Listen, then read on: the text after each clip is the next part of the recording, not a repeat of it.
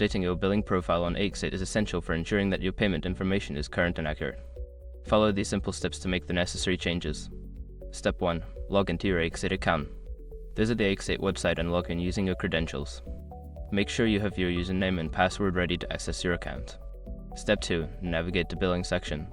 Once logged in, locate the Billing or Account Settings section. This is usually found in the main menu or under your account profile. Step 3. Select Update Billing Information.